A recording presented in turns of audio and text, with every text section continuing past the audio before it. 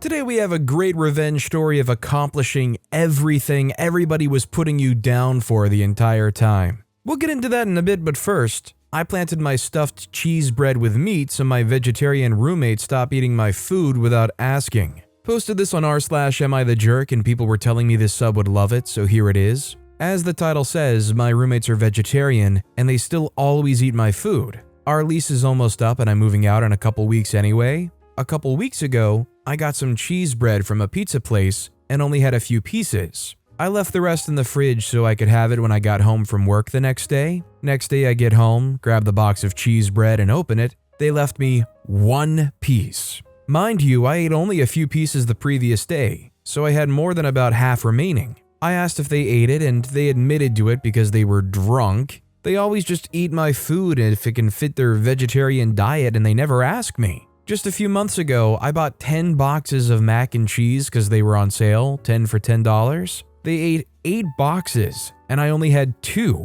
That was supposed to be like a last resort option for me for when I didn't have enough money or didn't feel like making food. And they never once offered me any of my food when they made it. So today I just went and got some pizza, bread, and wings. I already know they're gonna eat the pizza and just take the meat off. However, I ended up getting stuffed cheese bread and I asked if they could put pepperoni inside of it. The restaurant agreed. So now I'm just waiting until my roommates get home, eat my crap without telling me, just so I can enjoy the satisfaction of telling them that they ate meat. Don't eat my food if you're not gonna ask. Freak around equals find out. Listen, I'm not judgmental, but if they're going and saying, oh, I'm vegetarian or oh, I'm vegan, and then they're willing to take a pizza that had meat on it and pick the toppings off and eat it like it was no problem, they probably aren't too serious about their whole vegetarian-vegan lifestyle. Also, hi, I'm Steven, and if you guys enjoy awesome stories of revenge, why not hit those like and subscribe buttons down below?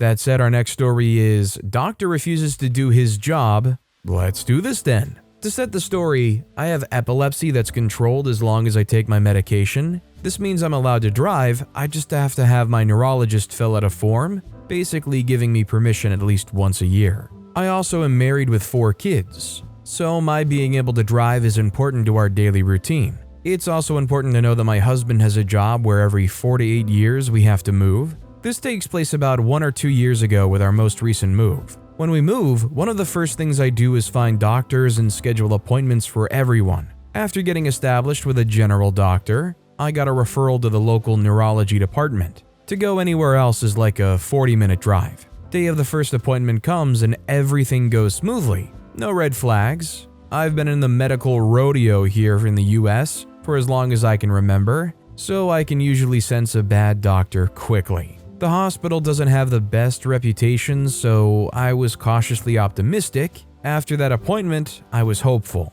Big mistake. A couple months later, I get the yearly letter from the state in the mail requesting a new driving form be filled out by my neurologist.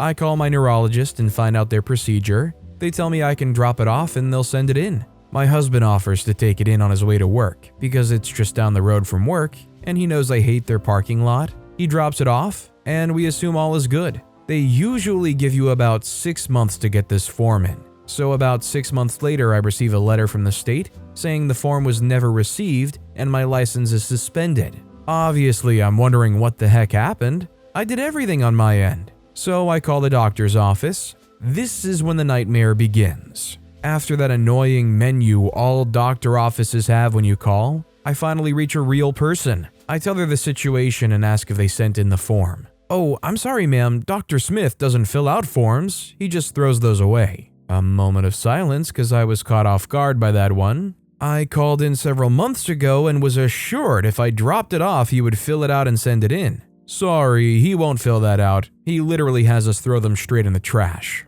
I say he is required by the state to fill out this form. Does he need me to walk him through it? At this point I was angry and my husband, who was listening, offered to take over. He knew I was about to go off and thought if he kept calm it could be worked out. He's also familiar with the crappy medical system and has helped people talk to doctors before. Comes with his job. My husband was on the phone for over an hour and had to call a patient advocate at the hospital to get them to do anything. I was stewing nearby and growing more and more angry. When he hung up, he said the doctor's office reluctantly agreed to fill out the form, and the head nurse and patient advocate would make sure it got done. If it had ended there, I might have let things go and just moved on to another doctor. But no, they filled out the form wrong at least 3 times. These forms are super easy and take doctors maybe 30 seconds to fill out for me. I've watched them fill it out. He basically kept checking a box that implied he didn't treat me for epilepsy, and my general doctor had to do it, meaning this lazy butt was trying to get someone else to do it. The flaw in that, though, is I grew up dealing with this crap,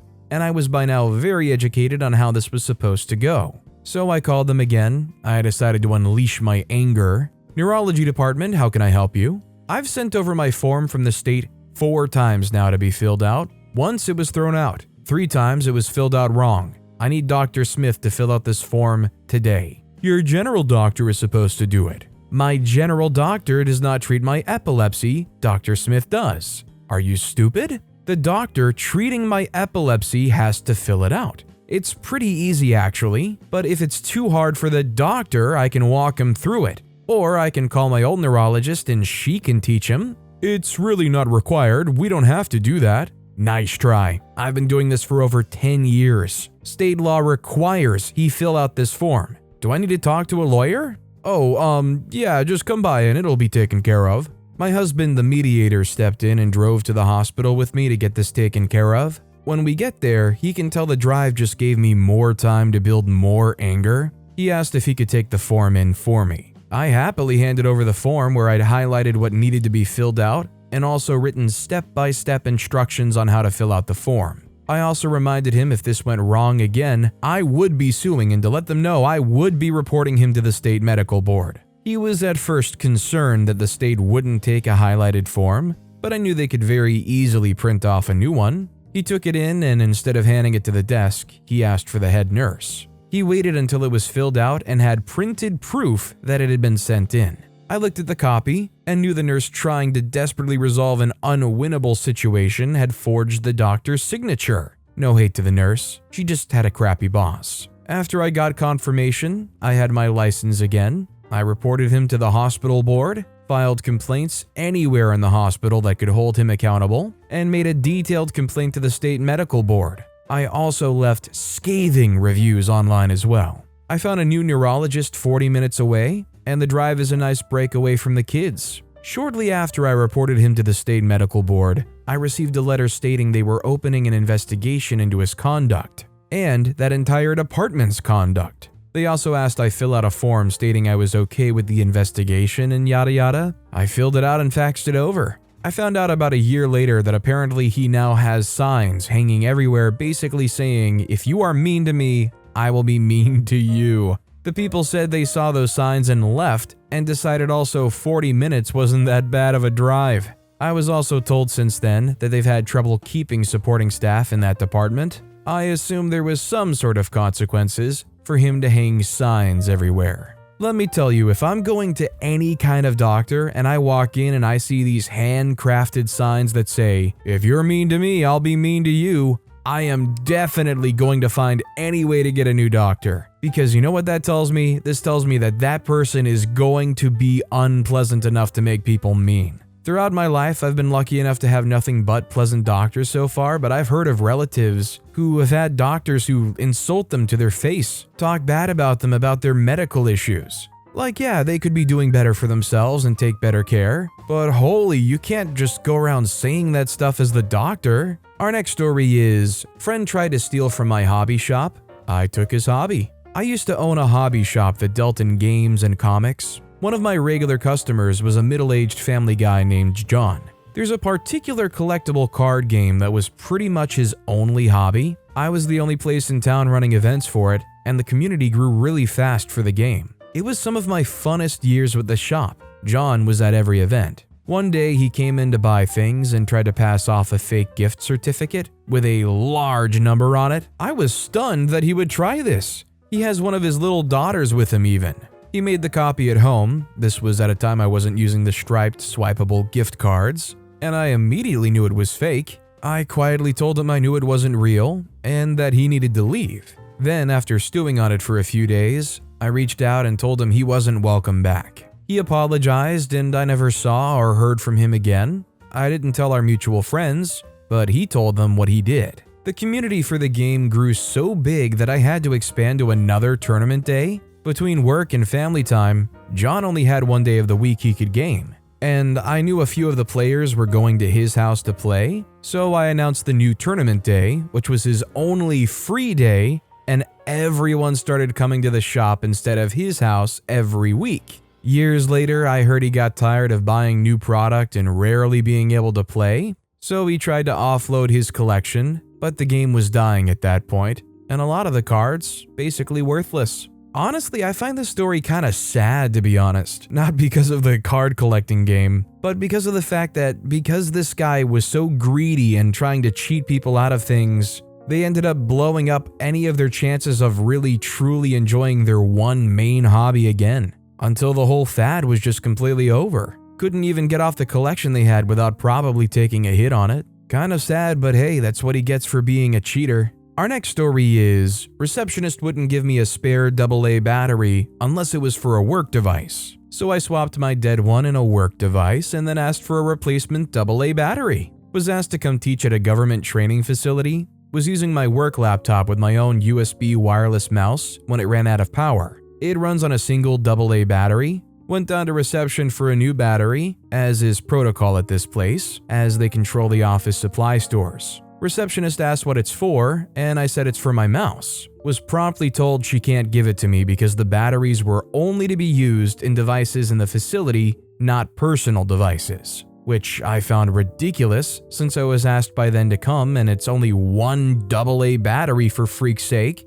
With no shops nearby, I walked over to the computer lab just across from the reception desk, removed the battery from a mouse at the workstation and put my dead one in. Now, I could have just used the new battery, but I'm feeling petty. I took the mouse with a dead battery over to reception and said this work device seems to not be working, and I suspect it needs a new battery. Needless to say, she was super suspect giving me that fresh, single Energizer AA. Walked away and put the fresh one in my personal mouse, and put the original AA back into the work mouse. In a way, I kind of understand both sides. At some level, you have to just be strict about those things, or else there's going to be so many edge cases where you can give one here, give one there. But at the same time, in OP's case, you're like, come on, it's just one battery. Our next story is, I got fired, boss doesn't like my new email address. This is still fresh in my mind, and somewhat painful, but I'm trying to make the best of it. Hopefully you'll get a kick out of it too. I was recently fired from my job. The company's gone through a couple of reorgs and several other tenured people were let go with decent severance packages. I was not let go, just bounced around from boss to boss, although my actual job responsibilities never changed. Last week, out of nowhere, my most recent boss scheduled a meeting with me and HR. I knew what was up and immediately started to prepare. Sure enough, during that meeting, I was notified that that day would be my last as an employee. I was told that I'd been slow in responding to emails with no examples, and had failed to meet expectations set by my new boss. Again, without examples. I was terminated for cause and would not get any severance. As a remote employee, I was directed to provide the company with an email address they could use to send me paperwork and instructions for returning company property. I had already set up a personal email to use for this purpose. I quickly spelled it out for them as follows. Boss's name, spelled with numbers and special characters, underscore, is a C-un, as in UN, T at gmail.com. I had the HR rep read it back to me to ensure it was correct. Since then, they've sent me a few emails and I always respond with more questions to continue the conversation and copy my former boss to make sure they see what my email address is. I actually laugh out loud when I get to call my former boss a you-know-what. I just hope for OP's sake that whatever field they work in is nothing that would have any kind of relationship with these people, cause that bridge is certainly burnt. Honestly, I'm surprised the people at that work are taking it as graceful as they are. The fact that they're entertaining and actually sending anything to that email. Our next story is, a neighbor goes up to my house in her PJs and sits right next to my room to talk over her cell phone. I started blasting music right next to the window she talks at. So a bit of context, I live in an apartment complex which is huge,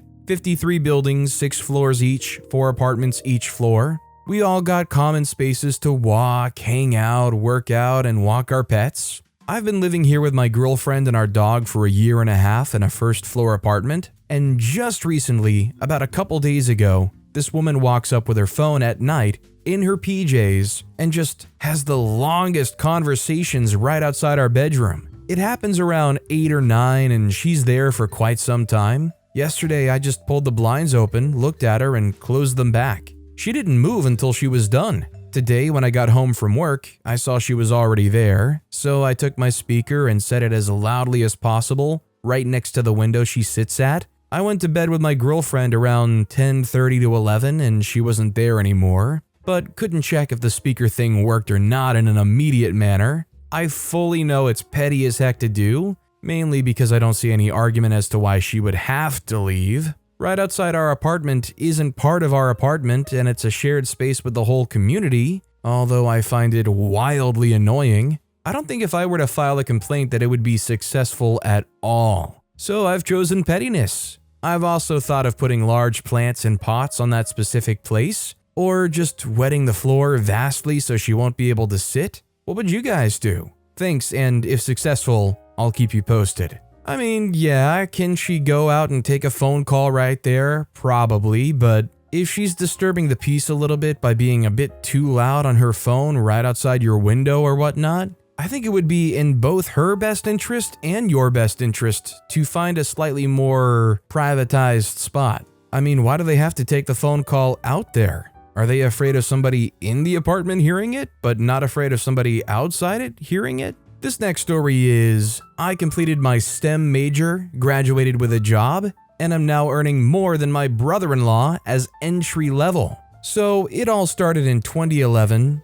I graduated magna cum laude. Yes, my high school used Latin, and I can confirm since it's written in my diploma, from high school with multiple extracurricular activities. Got accepted into the biochem program from the college of my choice and received a full ride scholarship plus some. My goal was to essentially become a doctor, and I was very well on my way. Since I didn't want to pay for parking, my mom would usually pick me up from my dorm for holidays, except for Thanksgiving weekend 2011. My mom was a little sick, so she asked my sister to please pick me up. She and my brother-in-law showed up and they were obviously displeased, but whatever. On our way home, they started interrogating me about my career goals, and I told them exactly what I wanted to be and how I was planning on achieving it. I wasn't even done talking when brother-in-law mockingly laughed and said, "You're not going to do that." I asked him to repeat himself, and he repeated, and added that I was incapable of achieving that. For some reason, that shattered my heart. Remembering this while writing still breaks my heart. The saddest part is that he was right. I couldn't do it. I ended up being super bad at chemistry and failing multiple times. Got placed into academic probation and eventually had to drop out and go to community college. However, my parents aren't wealthy by any means, so I had to start working full-time to pay for my education. For the next few years, I jumped from major to major, unable to settle on anything. I was so lost, and even with help, I still couldn't just move forward. I was stuck in this loop of just taking classes. Meanwhile, family and friends continued to interrogate me on when I was going to be done with school, which really affected my mental health. To add the cherry on top, brother-in-law kept making fun of me and reminding how he knew I wasn't able to achieve anything. It got so bad that at some point, I went off on him and he almost hit me. What made it worse is that my dad sided with him. That was the last string. I didn't care about what I loved or finding my interests. All I needed was a degree that showcased I was smarter than him, that also paid more than what he was earning. That week, early 2019, I applied for engineering and got accepted. I started that fall, and the following 4 years were absolute heck in every aspect. School was painful, lost my job because of the pandemic, and was forced to take out multiple student loans, which made me question my literal existence, and things just kept getting worse. I became homeless for the summer between my junior and senior year. I lived in my car while temperatures reached over 90 degrees Fahrenheit and showered at my university's gym. Everything was so bad, but I just could not quit. I could not let him win. I could not allow him to be right again. I would not grant him that satisfaction. I finally graduated with my BS in engineering this May. The best part is that I got multiple offers since March for jobs in different industries and accepted the one that I very much look forward to. In the attempt of me getting back at him, I ended up finding something that excites me and is making me very happy. The best part? My entry-level base salary is $20,000 over what he gets paid in a company he's been working at for over 10 years. Edit, I forgot to write about his reaction and clarify a little bit about my family. I typed all the following in one of the comments, I'm just copy and pasting it here. The thing is that so many things happened in between that it wasn't the in-your-face ending I kinda craved. Just in case you're still curious, my job came at a miraculous time for my family. At first, I wasn't planning on disclosing my salary with anybody except for my mom, but my dad lost his job due to some health issues around the time I accepted the offer.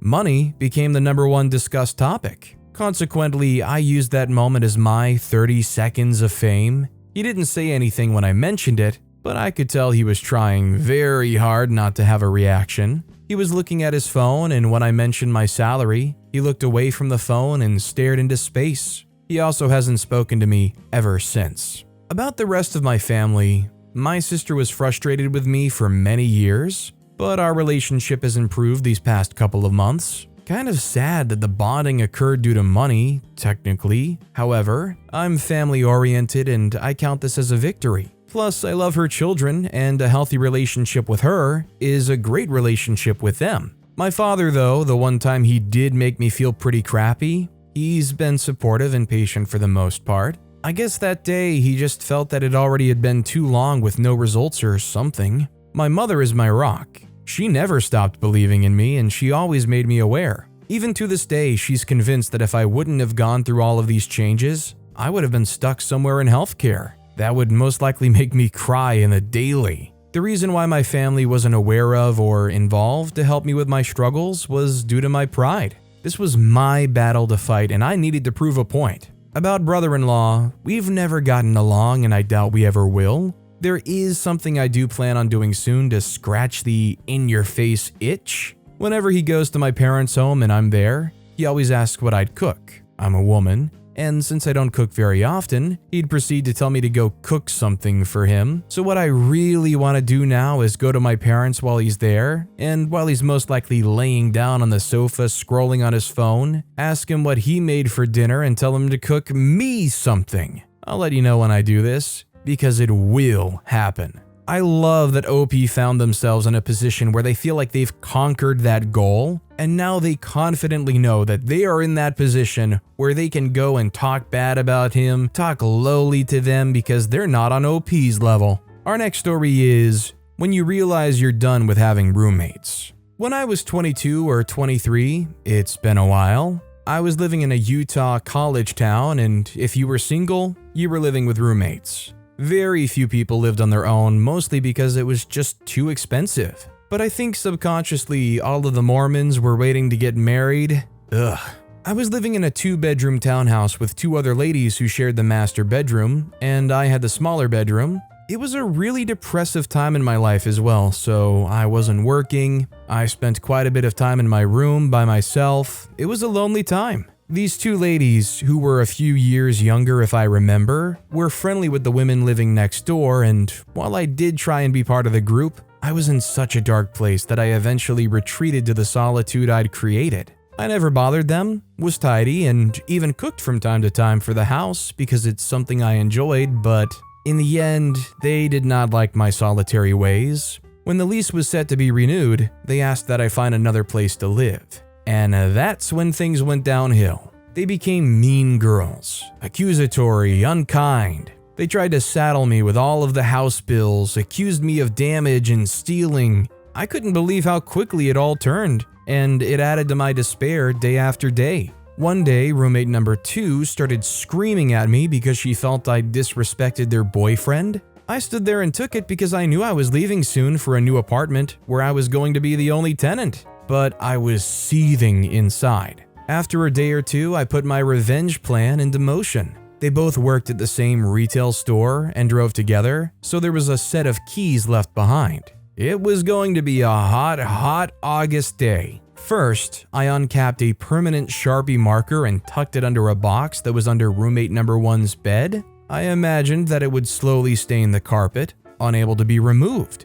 She would be held responsible for the damage. Small but satisfying. Second, employed an oldie but goodie and cleaned the 2 toilets with their toothbrushes. I did run them through the dishwasher after, because I didn't want to physically hurt them. I just wanted to picture it in my mind and smile. Finally, I poured a large glass of whole milk and grabbed roommate number 2's car keys. Her car was parked in the sun. I opened the back door and slowly poured the glass of milk down the seatbelt hole in the middle of the seat. Have you ever smelled spoiled milk? It was early morning when I did this, so there was ample time for the milk to sit all day in the hot car. I grabbed my own keys and headed off to work. My soul was at peace. I had another week in that place before I moved out, and on more than one day I saw roommate number 2 trying to figure out where that terrible smell was coming from. It never occurred to her that I'd done it. That was 30 years ago, and the memory still brings a smile to my face and peace to my soul.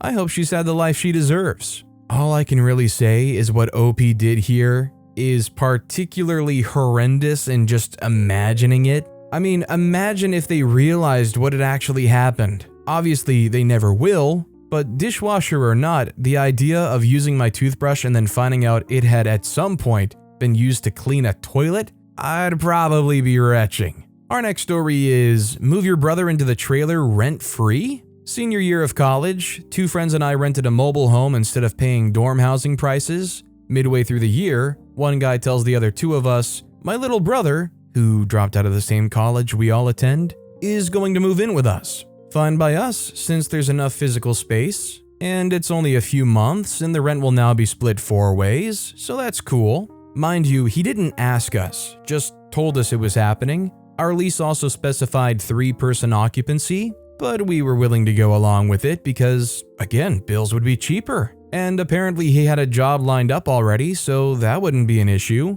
We were wrong. After a month, we casually mentioned bills were due and were told independently that there was no way he would be paying anything. Privately, if I recall, little brother said he did feel like he should pay something, though he wasn't sure if it should be a full quarter. We called a house meeting and elder brother yelled at the other 2 of us, telling us there's no way his brother should pay a penny because he was a guest and we didn't say anything about it before. A little odd to have a multiple-month guest who sleeps in your living room for free, who has no discernible trauma to necessitate this mooching other than his girlfriend goes to our college and he missed her, but okay. So we suffered through it. There's not much point trying to evict the pair of them when we've only got 2 or 3 months until graduation and the lease ends. So we deal with the little brother sleeping in the living room because he has a manual labor job, even though we'd all like to stay up until the wee hours of the morning because that's what you do in college. Oh, did I mention his girlfriend was now a constant presence in our house too?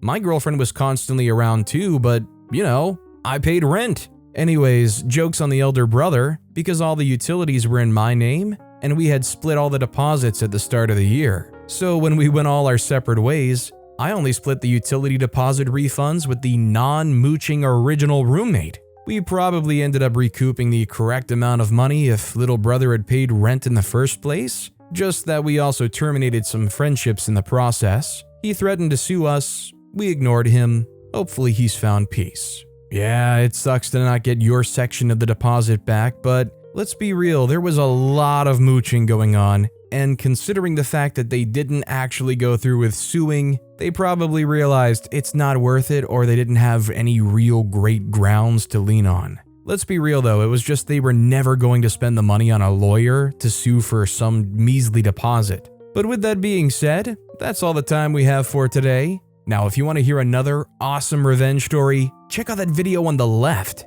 Or if you missed my latest video, check out that video on the right. That said, I'll see you all next time with some more stories.